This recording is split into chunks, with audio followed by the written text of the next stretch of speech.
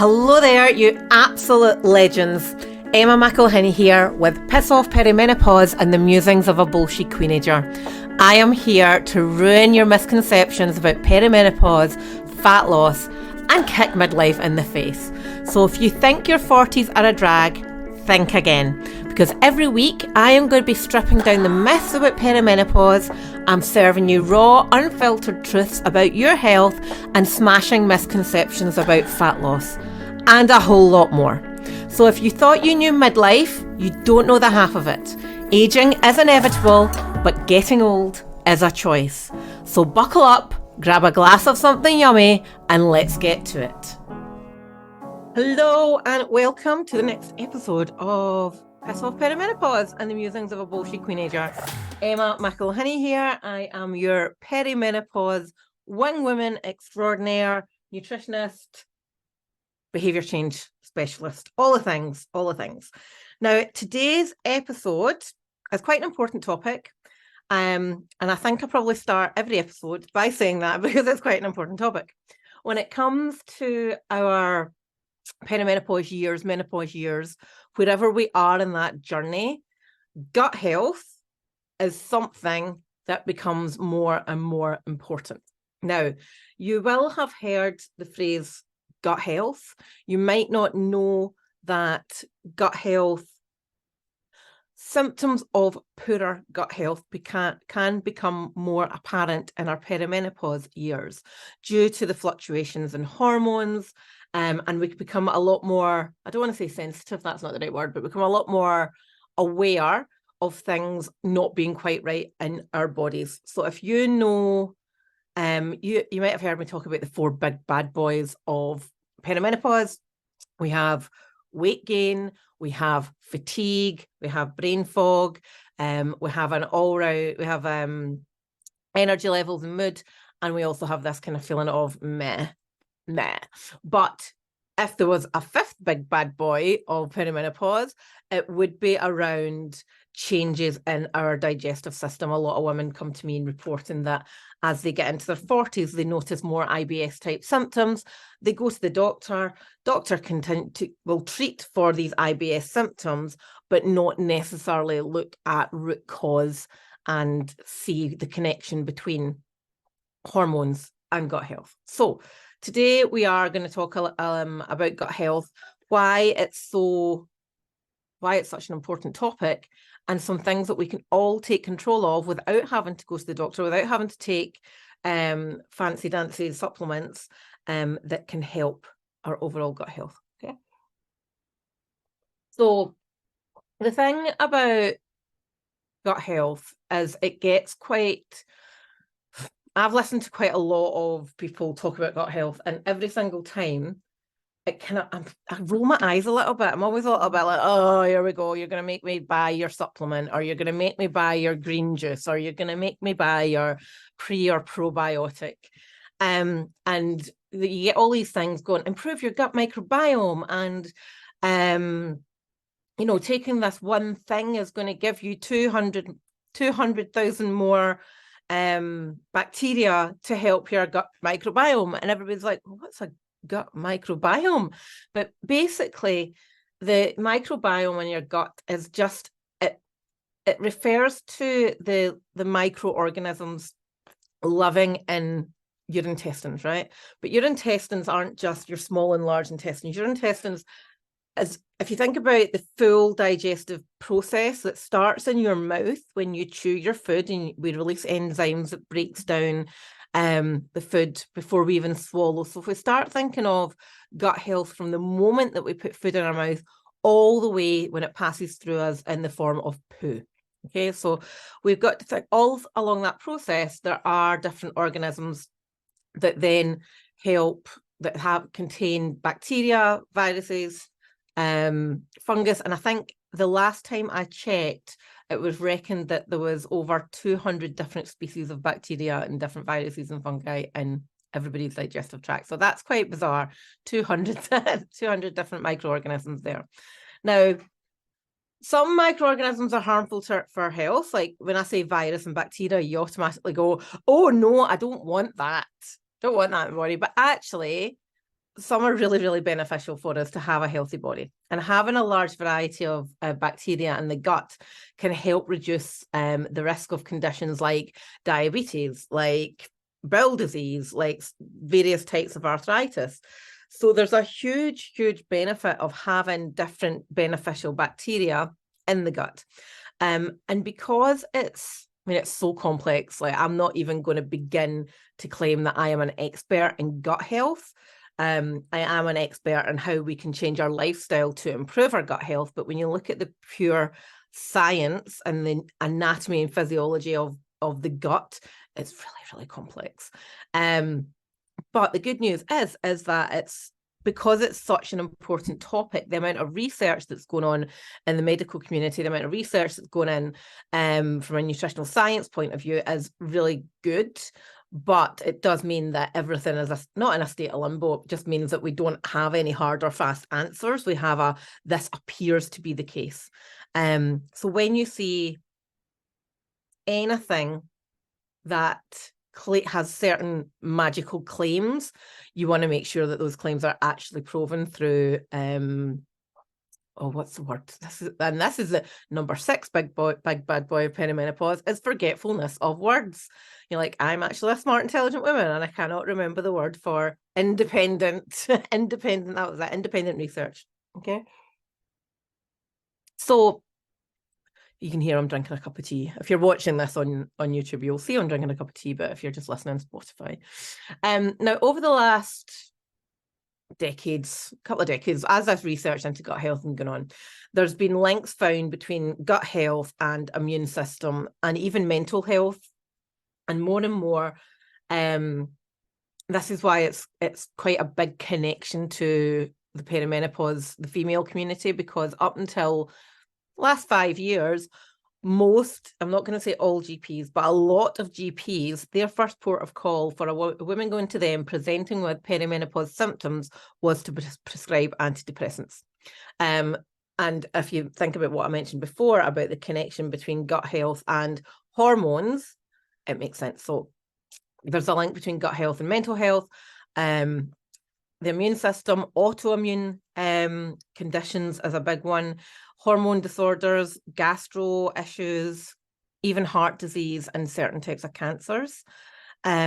So that's insane if you think about all of these are the big things. These are the big lifestyle related conditions that people in the Western world we're getting more and more diagnoses of these.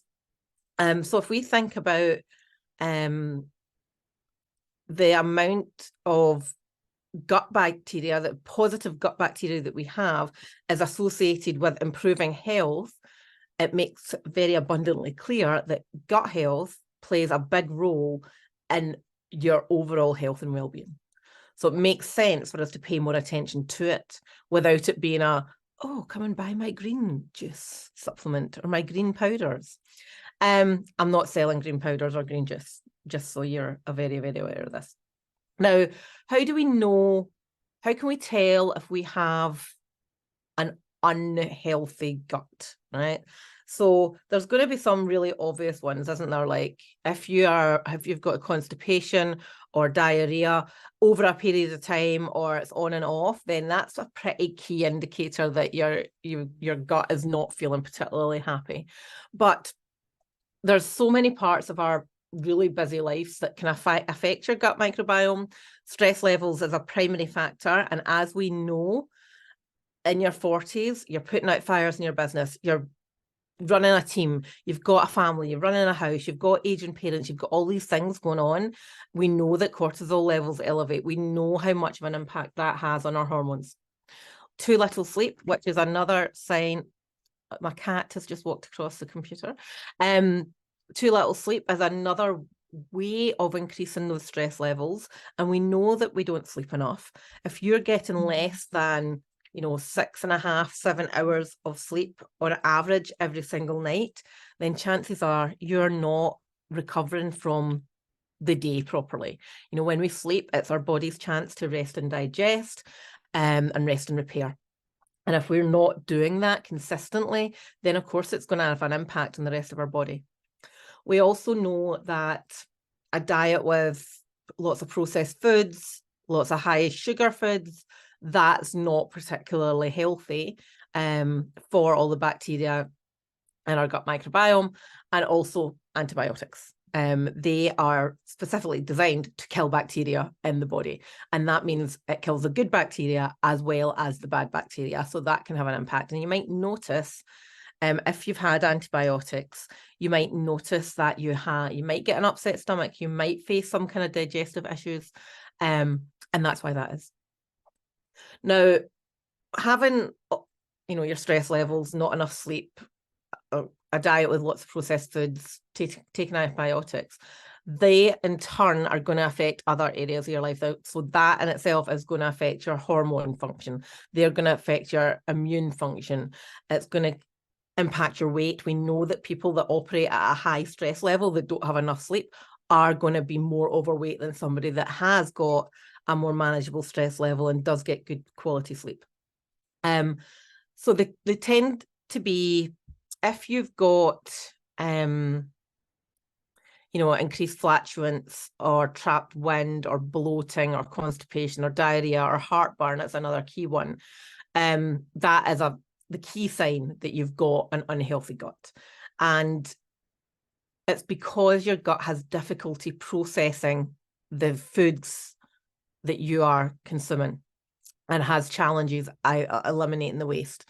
So when you have a balanced gut, these symptoms tend to not be as traumatic to the individual. And a diet that's, high in processed food, high in processed ingredients or added sugars, that's going to kill some of that good bacteria in the gut. And that then can lead to inflammation in the body. And we talk a lot about inflammation in the body, and you're not going to know, like you might know if you've got inflammation in the body, but it's not a test. I'm just going to take this wee test today and discover that I've got this inflammation in the body. The only way you'll know, or you likely will, is if you're looking at the quality of your diet and you go, yeah, that's a bit shit. Or you know that you've got any of these kind of gastric challenges, then that's a good indicator that there is inflammation there. When we notice as well that one of the big things that women come to me for is weight gain.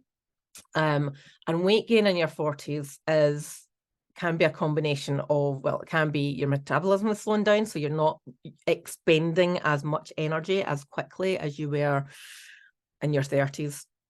Our hormone changes mean that we store fat in different areas, so we might notice a weight gain around our middle. But also gaining weight can also be a sign of an unhealthy gut. And when you have that imbalanced gut, it can limit your body's ability to absorb the right nutrients, to regulate blood sugar levels, to store fat. So it's something to pay attention to, that if you do gain weight in your 40s, it's almost like a checklist of, right, am I doing everything right? And most people are not. Like, nobody eats the perfect diet. Nobody eats whole single ingredients 100% of the, well, most people don't. But looking at those three factors and going, okay, well, what is the likely, or what is the most likely culprit here? Most likely in your 40s and your 50s, it is more likely to be the metabolic changes. That is the number one thing. But when we look at the weight loss process, that does require change in the quantity and the quality of foods, which then in turn will improve the gut health situation and the hormone situation. So it's not necessarily looking at, well, that's the one reason, I'm going to fix that one reason. It's looking at the going to use a wanky phrase, but looking at the holistic process and what can we do that's going to benefit all three of these potentially weight impacting challenges of metabolism, of hormone change, and of gut health. If we have constant sleep disturbances or we're feeling tired all the time, that can actually be a result of an imbalance in the gut bacteria.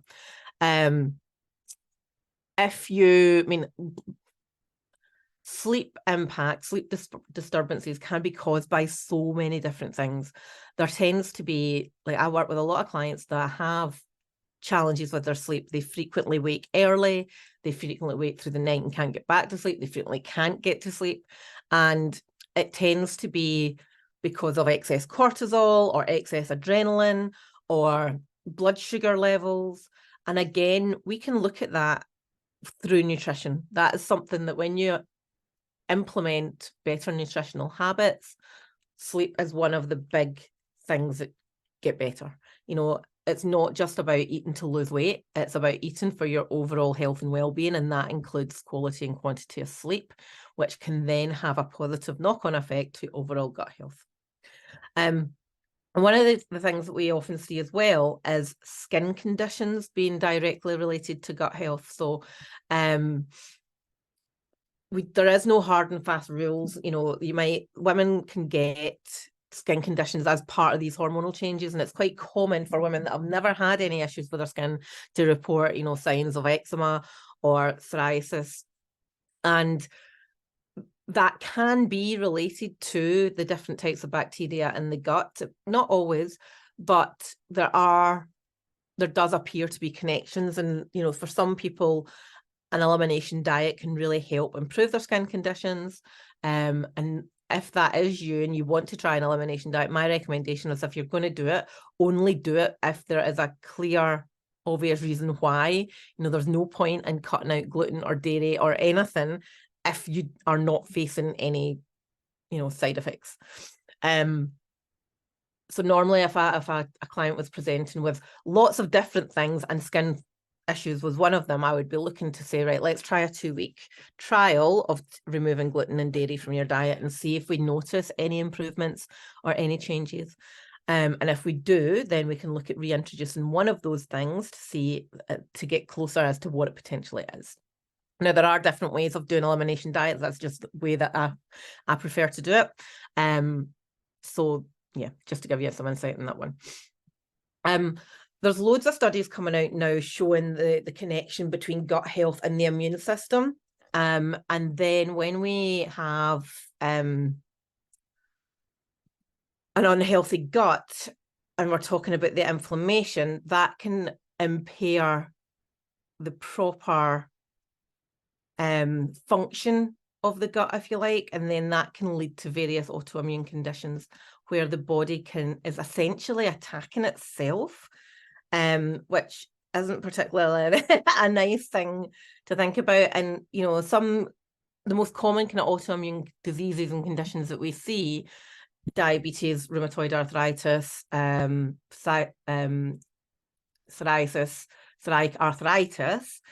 MS is another one, lupus is another one, bowel conditions,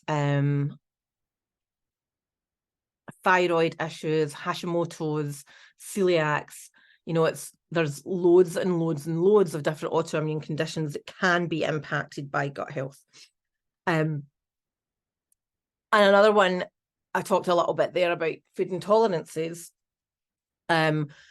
These can form, there's no one size fits all here, but intolerances can present, they're different from an allergy.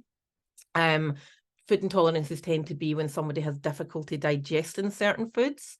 And again, that could be a result of poor quality of bacteria in the gut. And you will note, if you think there is an intolerance in there, then it is certainly worthwhile trying to identify what you think it is. So there's loads and loads of potential impacts, and there's loads and loads of signs of an unhealthy gut. But what is more important, and I suppose this ties in nicely with the way that I operate, is yes, it's possible that all these things are happening. What do we do about it? What actions can we take as women to make it better? So I've identified 7 main ones. So the first one is stress levels. Stress is a hormonal response. We release cortisol when we are stressed, and that level of hormone, cortisol, has a knock-on impact on every part of our life, including our gut health. Now, for lowering stress, there's loads of different things we can do, but the first thing that I can find a challenge in the women that I work with, because they tend to be on the higher achieving side of life, they tend to be action takers, they tend to, want to control everything. But the first thing to do is actively commit to admitting that stress is impacting in your life. You know, we get so caught up, almost like a martyr, on juggling all the things because only we can do it.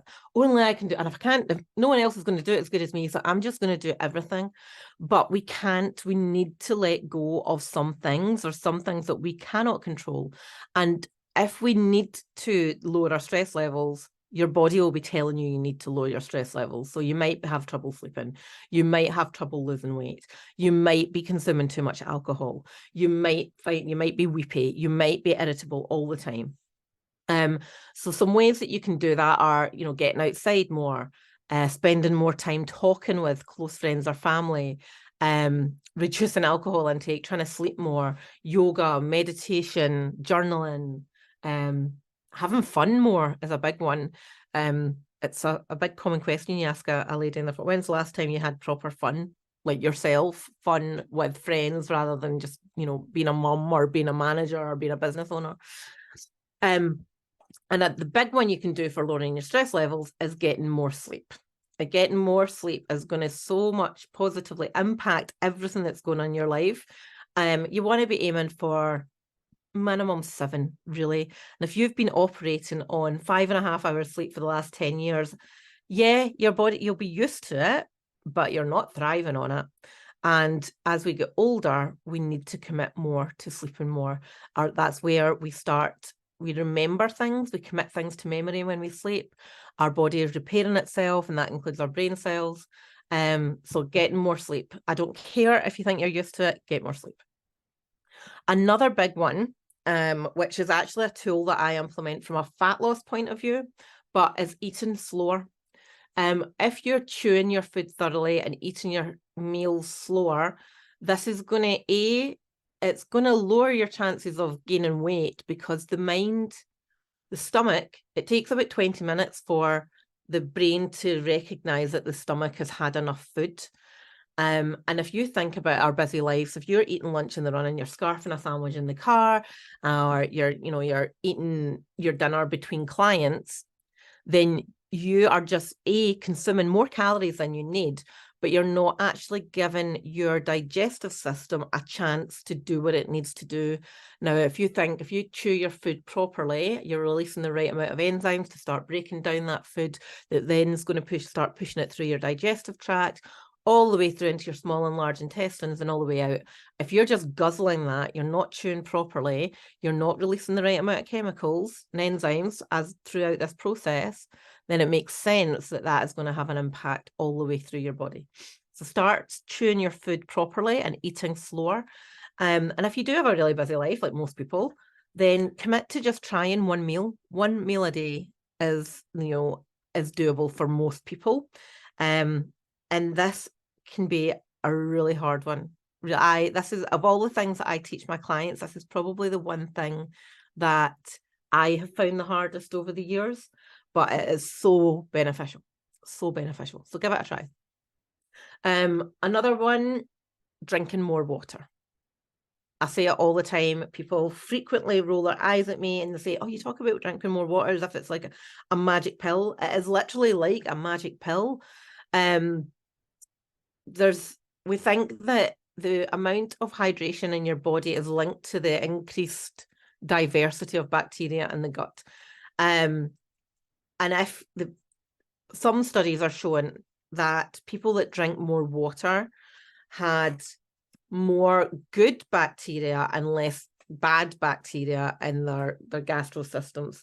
And it's not only that, it's also helping prevent constipation. It's helping, like, your body's mostly water, it's like 80% water, so it makes sense that we need to keep it hydrated. So not only from a gut health point of view, but also from an energy point of view. Like, if you're dehydrated, even a tiny little bit dehydrated, the symptoms that causes are very similar to some of the issues that we face in perimenopause. Poor concentration, fatigue, getting to that 3:00 point in the afternoon and just, oh my God, I need a nap.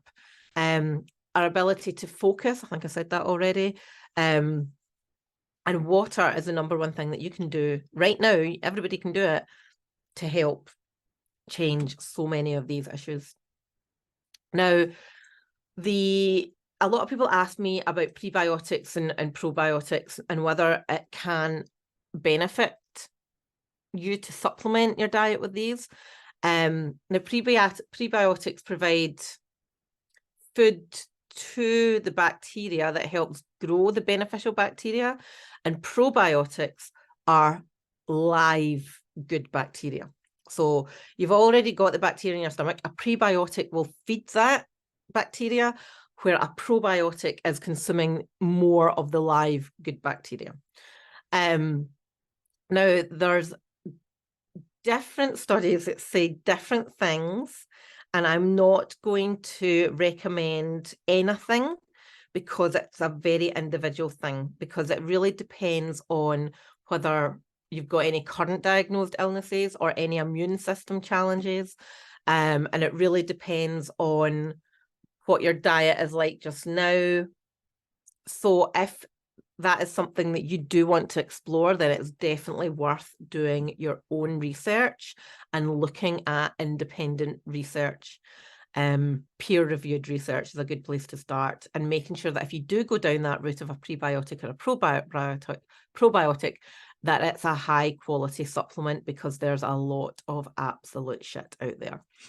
And if you're experiencing bloating, pain in your tummy, diarrhea, constipation, heartburn, any of these things, then it is worth looking at keeping a food diary and going, is there something that is triggering this? And over the past year or so, when I've done this with clients, we have identified that there is triggers. And sadly, alcohol is one of the biggest triggers. So it is worthwhile paying attention to your tummy area and seeing if there's anything that you can identify that is contributing to these symptoms. Now, the biggest controllable we can have around our overall health and our gut health is the changes in diet.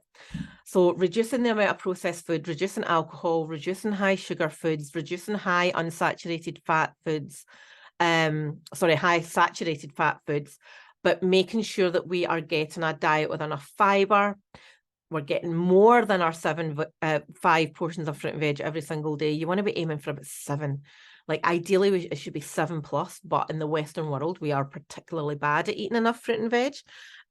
But it's so beneficial for your gut health to eat more fruit and veg.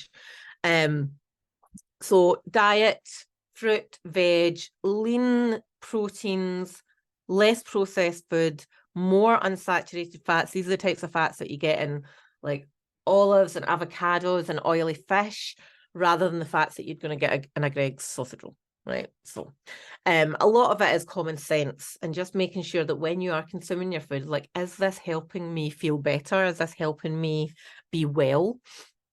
So when I talk about high fiber foods, I mean things like whole grains, so oats, quinoa, nuts, seeds, legumes, which are like chickpeas, kidney beans, all these kind of things, and fruits as well are high in fiber. So apples, peaches, nectarine pears, plums, they tend to be quite good from a fiber point of view. Now, if you do track your food on a food tracking app like MyFitnessPal, you're wanting to be roughly around the 25 grams of fiber a day, and most people are not. So it's worthwhile doing a couple of days and just seeing what your overall consumption of fiber is. Other great ideas of getting probiotics through diet is fermented foods. So kimchi is very popular just now. Kefir, which is a kind of yogurty type thing, very popular. You get them in your bog standard supermarkets.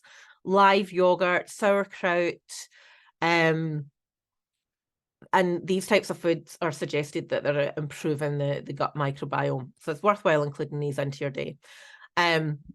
And things like, oily fish, lean animal proteins, fruit, veg, don't be afraid of whole grains, don't be afraid of potatoes, don't be afraid of rice.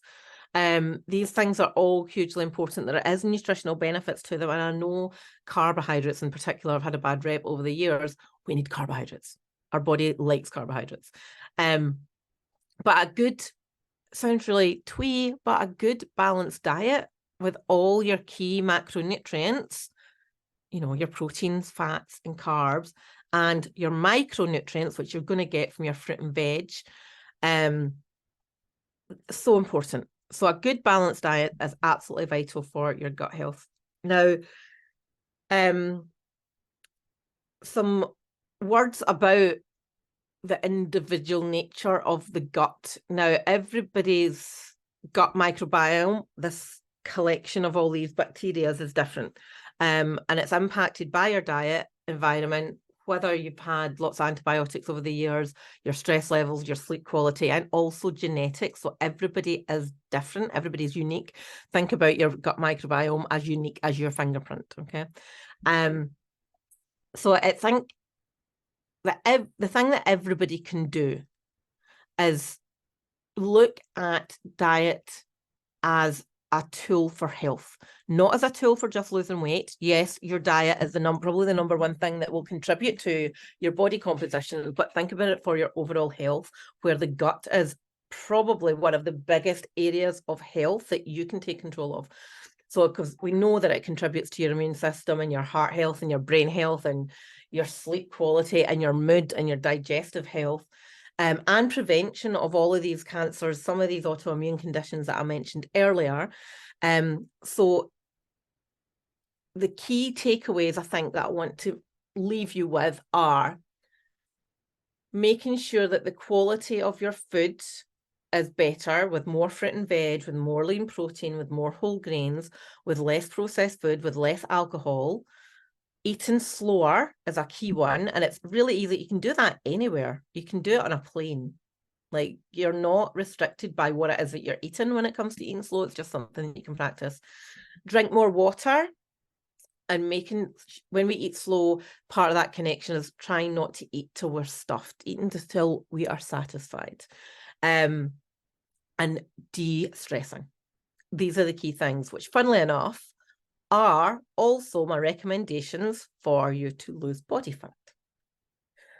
So there's got to be some truth in there. So I hope this has helped you today. Don't forget, you can do the quiz to find your perimenopause profile. It'll be in the show notes. And if you want to work with me closely to drop 2 dress sizes of body fat in the next 90 days and improve your gut health and improve your sleep and de-stress and have more energy, then contact me on social media with the phrase interested, and I'll send you all the information on how to get started. Okay, I hope this has helped you today. Speak soon. Bye-bye. And just like that, we have spiced up another episode of Piss Off Perimenopause and the musings of a bullshit queenager. Massive shout out and a huge thank you for hanging out with me today. I really hope you've been entertained.